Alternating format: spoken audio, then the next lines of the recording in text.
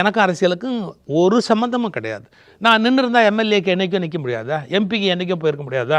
ஒரு வாரிய தலைவராக இருக்க முடியாதா? இல்லை ஒரு எந்த போஸ்ட்டும் அடைய முடியாதா? தாராளம் அடைய முடியும். தத்துப்புத்துன்னு பேசுகிறவன் எல்லாமே பெரிய பெரிய லெவலில் இருக்கிறான். நான் மணிக்கணக்காக மகுடி ஊதுற மாதிரி பேசுவேன். அப்போ நான் என்ன பதவி வேணாலும் அடைஞ்சிருக்க முடியும். எனக்கு எந்த பதவியும் அடைய முடியாதுங்கிறதே கிடையாது. வேணான்னு தான் இருந்தேன். எனக்கு வேண்டியதே இல்லை, எதுவுமே தேவையில்லை.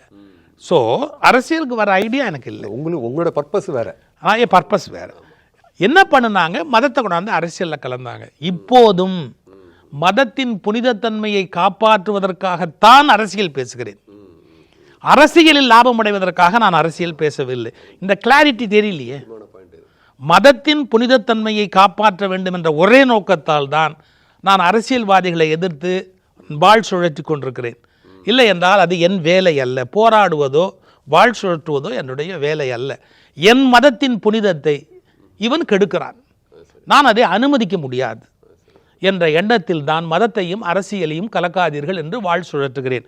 அதற்கு ஒரு களம் தேவைப்படுகிறது. அதற்கான களம் ஒரு கட்சியால் ஒரு மேடையாக எனக்கு வழங்கப்பட்டிருக்கிறது. இல்லாட்டி நான் அந்த கட்சியில் சேர்ந்துருக்கலாமே, அந்த கட்சியில் நான் பெரிய போஸ்ட்டுக்கு வந்திருக்கலாமே. எதுவுமே நான் விரும்பலையே. இப்போவும் சொல்கிறேன், மதத்தையும் அரசியலும் கலக்கிறது இல்லைன்னு அவங்க விலகிட்டாங்கன்னா நான் அந்தாண்ட போயிடுவேன்.